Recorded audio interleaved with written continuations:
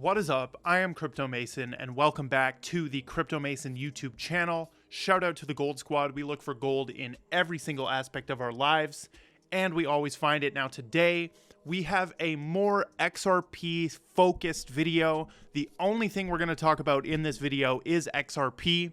We are going to talk about the connection between XRP and India and XRP and the Middle East, specifically Dubai.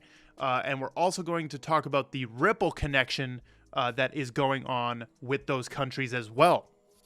And at the end of the video, I will be giving you my updated, as of October 13, XRP price predictions and actually my exit strategy. Now, those are things that fluctuate, right? Depending on current events and news and stuff, my price predictions can fluctuate. And obviously, you know, price predictions are just opinion based. There's no facts there in terms of guarantees. If anyone is guaranteeing you anything in crypto, you need to run far away. There's nothing that is guaranteed in this space. So we'll give the exit strategy and we'll give the price prediction at the end of this. But I want to go through some crucial information because I personally believe India is one of the absolute keys to the success of Ripple and the success of XRP. Also Dubai and also London and some other places. But that's going to be for another video. Let's dive in though. We're first going to cover some of the current news going on with XRP. You know, we're not doing too well. Like, we are not doing too well. The XRP price spiked all the way to 82 cents. Like, it was like almost approaching like 90, I believe even. And we have retraced every last bit of those gains. And this is where I believe that 50-cent level or below 50 cents is actually a dope buy-in opportunity if you want to become an XRP holder in 2023. You know, most of us, or for me, I've been holding XRP since 2017. And I know, you know, most other people have been in for years and years. So if you're just coming onto this, obviously you want to enter XRP way down at 20 cents or 30 cents or 10 cents, right? Obviously, you want to get in as low as possible. But this 50-cent level is super strong for XRP, and I don't see us going too far below it. We're at 48 cents right now, but in terms of breaking into the 30 cents area, I don't see it happening. And I hope it does happen, folks, by the way, because, you know, that's the ultimate shakeout. The ultimate shakeout would be if XRP starts going to 25 cents. People will jump ship and think this thing is dead.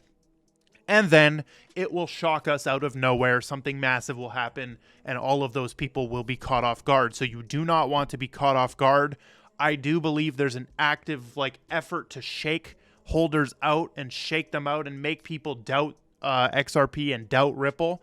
But 50 cents, dude, if we go to $1, that's double your money, right? We go to $2, that's like 4 times your money. Okay. So really, really consider stacking your long-term bag. I've announced that I'm done buying XRP, unless obviously it goes to 10 cents or something insane. I will buy more. But I've announced that, you know, my long-term bag is solidified and all the new money that I'm making is going into other opportunities. That doesn't mean I'm still bullish, or that doesn't mean I'm not bullish on XRP. That means I am being a strategic investor and making sure I don't have that massive opportunity cost from just consistently putting bags into XRP and not capitalizing on other opportunities. Let's start out with this piece of news from David Schwartz regarding his counter statement to Charles Hoskinson. So there's this whole ETHgate controversy, right? You guys know about ETHgate. And basically Charles had a new clip discussing ETHgate where he says ETHgate was simply unequal application, which he doesn't see anything wrong with. He believes that none of the commission, SEC's actions, presupposes corruption, but only favoritism. So he thinks that Hinman is just displaying favoritism and not corruption. And then the XRP army is arguing that it is clear corruption. David Schwartz is also saying, I would argue that a government actor showing favoritism aligned with the personal interests of themselves and their friends is corruption. I totally agree, right? This whole situation, if you don't know, is based on these Hinman emails and the Hinman speech. So Bill Hinman came out and basically gave a speech where he declared ETH and Bitcoin are not securities. And the XRP army is arguing that this gave them, ETH and Bitcoin, unfair advantage because they had this clarity because one SEC official said it, right? Now, the whole argument is, does his personal beliefs, was that a personal belief or was that an official statement from the SEC? All of that comes in there. And basically, he was aligned with a bunch of Ethereum-related stuff, and Ethereum did benefit from him saying that.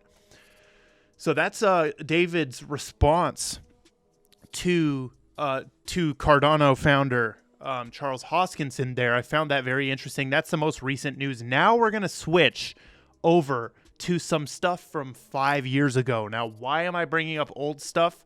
Well, it's important to understand where Ripple stands with India, okay? Because we're going to be covering Ripple and India, and I'm going to show you something from 5 years ago that is pretty shocking. But first, we have this video from AJ Coombe right here, and he's showing his brother from India buying some candy, some sweets, and paying with his iPhone.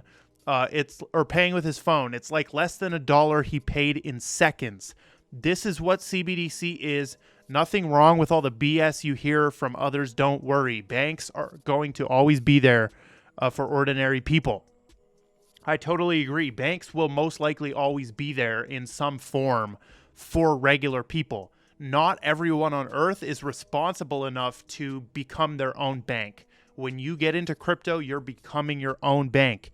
You're responsible for every single thing, right? Your seed phrase and all of that. You actually are custodying your crypto, and you need to be responsible in that. And most people aren't. They just want to trust a bank and lend their money to a bank. But watch this video. As this guy goes in, right, the gas station or whatever has a little QR code. Boom, he scans it, and boom, it's done, and he's going to grab his bag that he bought. And he says under less than $1, and he paid it in seconds. Instant payments will absolutely change the world, okay? You really need to sit down and think about this. How would instant payments change the world? Well, why do I have to wait if I'm working a day job? Why do I have to wait until Friday or every other Friday to get paid? It's because things are slow, right? That company that you're getting paid by is waiting for other payments to clear, and all this BS happens, right? But when that speeds up, it's going to be so freaking impactful on everything. When cross-border payments are instant and money is just flowing at the speed of information, right? And that's what Ripple is trying to do. It's the internet of value, right? We can share information in 1 second, right? I can send an email for free to anyone, to China, to anywhere for free, and they can get that information. Why can't money be sent like that, right? And Ripple and XRP are trying to solve that problem. So this guy's kind of arguing that CBDCs aren't bad. And I agree to an extent. Like, if CBDC is what it has to go to introduce instant payments, then that's what it has to go to. Just know that I'm never going to use that bullshit, right? I'm never going to use. You guys should never use the CBDC. If everything is instant, just use crypto, right? Let's popularize crypto as the opt-out solution. But Ripple will be underlaying all of this technology, be under it, right? This is the example I always use is like, you don't have to learn how a car works to drive one, right? Like inside of the car, all the engine and all how that works. Most people don't know how the heck that works, but they drive the car every day and they use it. This is going to be the same thing. People will be using their banking, sending money everywhere in the world, and just one day they'll get an email from their bank saying, "Hey, payments are now instant everywhere cross-border." It won't even mention Ripple. It won't mention anything. but we need to find out what Ripple is underlaying. Now, let's move on from the payments talk here and talk more directly about Ripple and India. This is an article from 5 years ago on News BTC, okay? So a Bitcoin news site that has BTC in the name reporting on Ripple. How funny. If we go over here, right, Ripple has 50% share of Indian market. This was in 5 years ago, okay? 5 years ago. That's what is that now? 2018. And basically they're quoting Birla, okay? Senior Vice President of Product, Ashish Birla. And he's still there, right? He's still there, I believe. Basically, he says, Birla said that Ripple, which owns 60% of the total XRP supply, by the way, this has drastically changed. As we will see further into the video, we're going to look at some supply charts. Birla said that Ripple owns 60% of the supply and that they would try and convince Indian financial institutions to join RippleNet. Okay, so their strategy right here, how do you get 2 billion people onto Ripple? Do we give the currency away to every Indian? That's like 2 billion. Just give it away? No, right? Look what he says right here. And so now I think that in our pipeline, we have probably 50% of the market in India in their pipeline, either integrated onto Ripple or in the deal, in the sort of pipeline to be signed to India. And guess what? We're going to take that back to Wells Fargo and we're going to say there's not a better way to send into India than Ripple. You know, so this is kind of their strategy, is go grab the market share in India, get all these financial institutions on board, and then go and take it to a huge US entity like Wells Fargo, and say like, dude, there's no better way to send your gazillions of dollars into India than Ripple. So use us, right? That's their main strategy there. But the reason I wanted to show you this is because even back in 2018, they're saying we have 50% of the market in India. It's insane. So where is that at now? And the most recent piece of news, like good, like solid, factual news between the connection of Ripple and India is Yes Bank. Yes Bank is a direct Ripple partner, okay? And here's the proof. If you need the proof, it's right here. Okay, this is a 2018 article. A lot of this stuff happened in 2018. That's key to remember. And, you know, where was the XRP price in 2018? It was on the decline. Let's go and look at it. Okay, this is when they were signing partnerships. This is the daily chart back in 2017. Let's check where the price of XRP was at in September 2018. If we look, right, January, February, all the way down here, April, boom, boom, like it just continues down. It continues down. But September, we had already crashed from $3 to 20 cents. And it looks like there was actually a pretty big spike up to 80%, probably around the time of this partnership with Yes Bank. So very interesting. But they have directly said that they are partnered. Yes Bank has signed a partnership with Ripple to help facilitate inbound remittances from North America, Middle East, and United Kingdom. Okay. And in this, they also compare it to Swift and basically say how trash Swift is, right? It takes 3 to 5 days and 4% of payments fail. Imagine having a payment fail.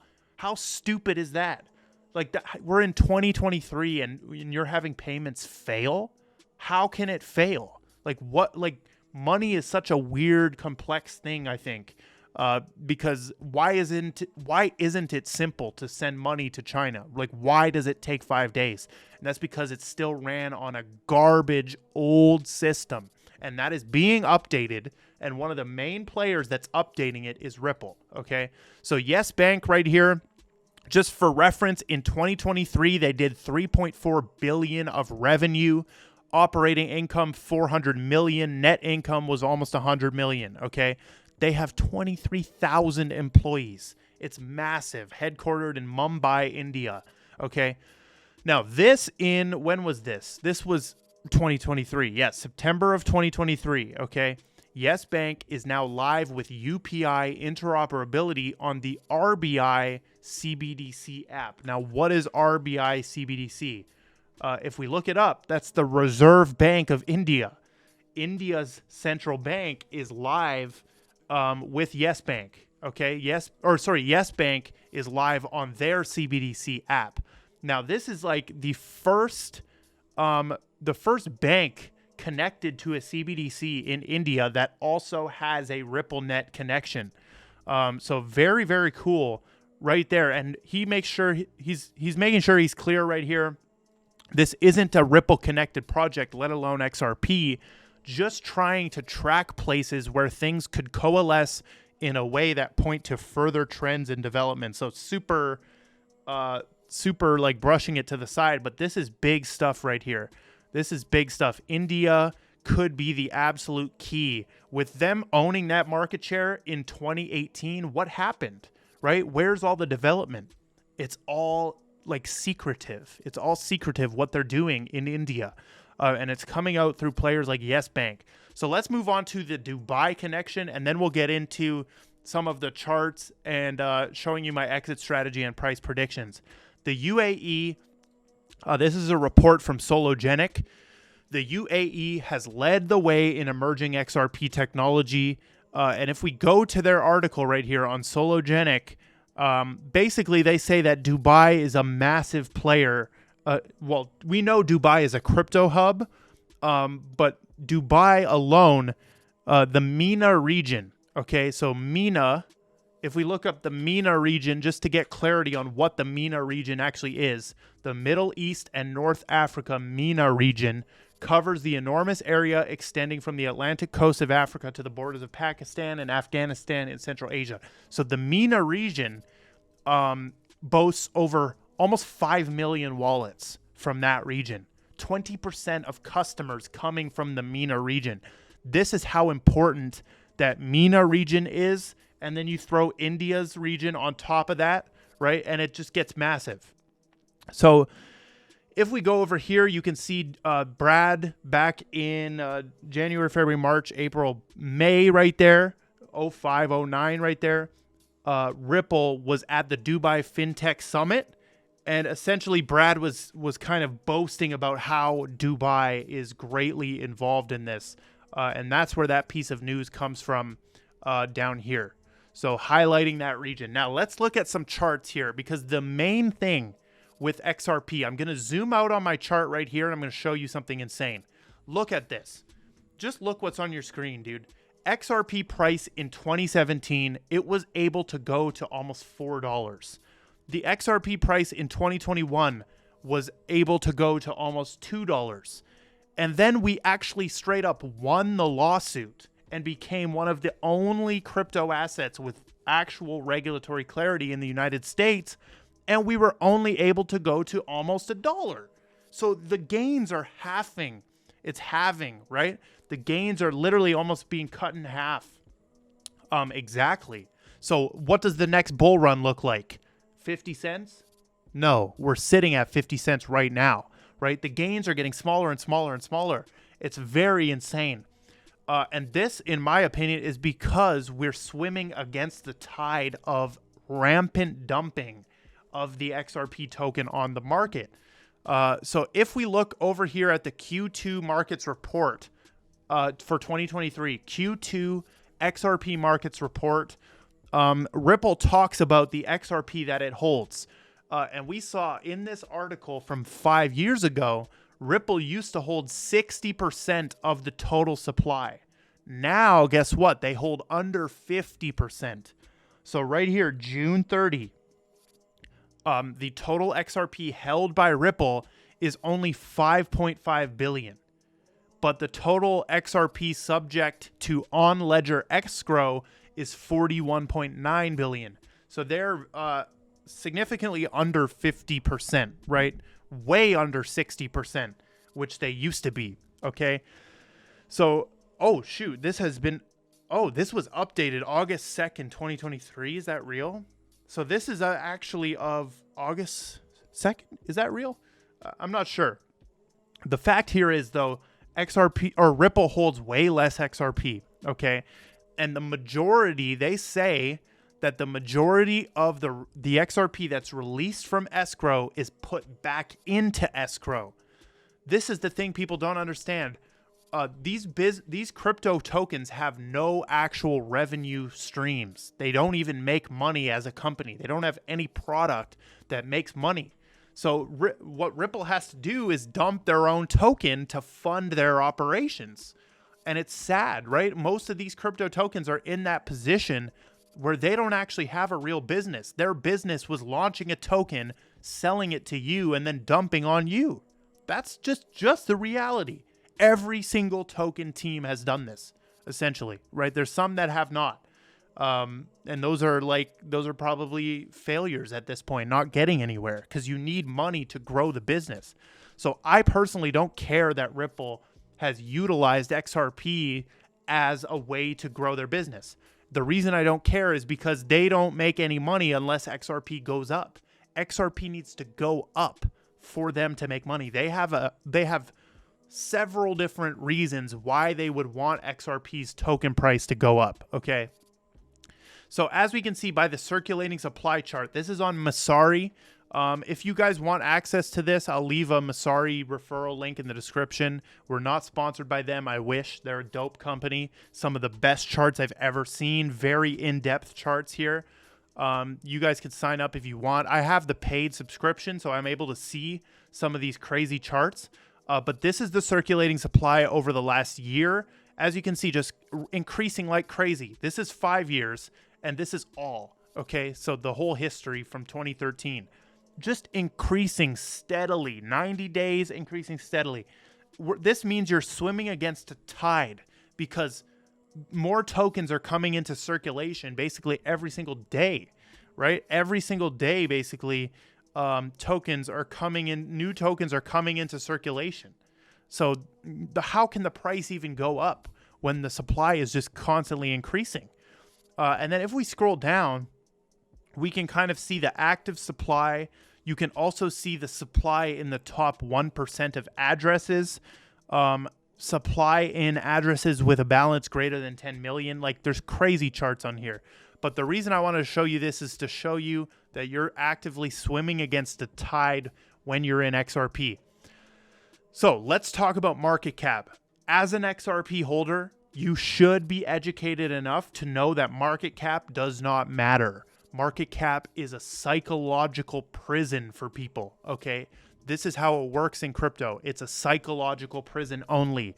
And until that's broken, no absurd price action can even happen, because Bitcoin is the gatekeeper, and CoinMarketCap and Binance are the gatekeepers of this psychological prison. They're the wardens. Like, they're the owners of this prison we call market cap. Because the true way that market cap actually works, if we click onto one of these assets, right, and we hover over market cap, listen to what it says. The total market value of a cryptocurrency's circulating supply. Market cap equals current price times circulating supply. So, for example, if I put a token into circulation, if I generate a token right now with 1 trillion of the tokens in the circulating supply, and then one person buys it for $1, by the definition of market cap, that token should have $1 trillion market cap. That's how this works. Okay? That's how this works. And this is why you will get an asset like Hex, right, who recently got sued by the SEC, Richard Hart did, and look at that chart, right? That chart is crumbled, right? The SEC doesn't protect no one. They just wreck people. This is why you can get an asset that, look at this market cap, $513 million right there. But where is Hex ranked? Does it even show the rank on here? Where does it show the rank anymore? Hold on. Let me go back to Bitcoin. Where is it? Where does it show the rank? It doesn't even show the rank anymore. The fact of the matter is, though, look at this market cap. So $500 million, right, is the Hex market cap. How is that possible? $500 million? $500 million will put you in the number 2 spot. Or sorry, hold on. Yeah, that's $500 million. So if we go down, actually, let's see, are they properly ranked? This might destroy my whole argument if they're properly ranked. No, they're not. They're not properly ranked. Hex should be somewhere in here. Okay? Hex should be number 62, right below Phantom, okay, or right above Phantom. It should be there, but it's not because they gatekeep the concept of market cap. So until they allow the breaking of this psychological market cap prison and something surpasses Bitcoin, nothing can happen. That's the key thing, is Ethereum or something else needs to surpass the market cap of Bitcoin and show people what market cap really is. Okay, so market cap doesn't matter, but we still love to do these calculations for fun. They're strictly for fun. They don't mean anything. But if XRP had Bitcoin's market cap of $500 million or $500 billion, it would be worth $10. Now, do I think that XRP can get to Bitcoin's current market cap? Yes, 100%. 100% it can get there. Right? It can absolutely get there, in my opinion. I believe it can go to 1 trillion. And all of this really depends on Bitcoin's market cap going to 5 trillion and 6 trillion, all those big numbers. But if we go to 1 trillion, right, you're still at a 40x, $20 XRP. So let's get into my price prediction and exit strategy, and we'll wrap up this video. This is a long video, folks.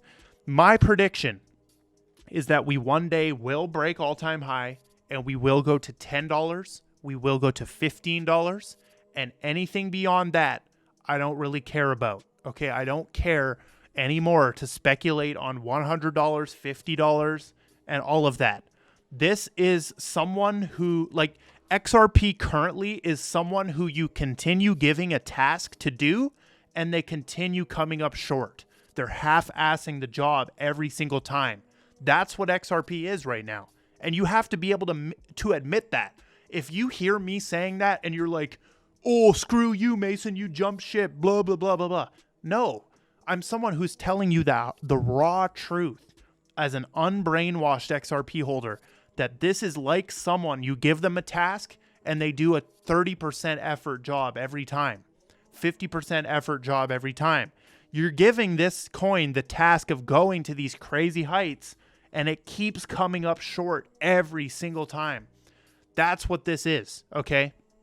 And until it shows you that it can do a great job, which means get past all-time high, so until this shitty worker can show you that they can exceed the previous high that they set, I don't care about it, okay? So until this thing can go past all-time high, I don't care about speculating on crazy price on it. And you know, as I'm literally speculating on crazy price, but I'm showing you my exit strategy. This red line is the first place that I take profit, okay? As we approach all-time high, you need to be thinking about taking profit. And right there, it's going to be at least 10 to 20, bro.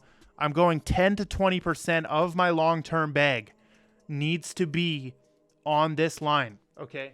Because the psychological battles of getting to $4 even are going to be insane, okay? It's going to dump at $1. Like, as soon as we hit $1, it's going to dump. Then it's going to dump at $1.50. Then it's going to dump at $2. There's so much psychological resistance levels we have to break through, and actual real resistance walls and sell walls that people that want to jump ship on the way up, they're going to be selling, right? All the way up. As soon as this thing starts going up here, people are going to be jumping ship because there's a lot of people who are stuck with their XRP bag that they bought at $1 or 80 cents or whatever, and they just want out. But 10 to 20 is what we're putting there. Then as we're approaching $5, I'm going to take some more, right? It's probably going to be another 10 to 20. Another 10 to 20 as we're approaching the $5. I'm talking before we approach these levels. I'm taking profit before we actually hit and cross all-time high. And then another before we hit that $5 level. And then this box is the God box up here, okay? This is where you're almost approaching $10. This has to be a 20 to 40%, okay? And then at that point, on the low end, we've liquidated 40% of the long-term bag. On the high end, we're sitting at 80%, and that might be too high. Now that I'm thinking about it, this has got to be, 30. And this might even, like, it depends what I choose. It's all going to be about feeling, and it's going to be about the catalyst, what actually made XRP go this high for some reason. We're going to be looking at the reasons. And trust me, bro, when this thing is pumping, we're going to be live. We're going to be talking about it every single day. It will be the greatest moment ever on Twitter. You got to be on Twitter with notifications on. You got to be everywhere, because the live tweeting when this stuff happens will be insane. But ultimately, this is the exit strategy, right? And at the high end, I have 70% liquidated by $10, right? And then above that, it's just going to be holding long term. Now, the only caveat here is staking, right? When XLS 30D comes out, I will do an updated exit strategy video to show you, because why would I sell when I can just make passive income off staking and yield farming and providing liquidity with my XRP? Why would I sell?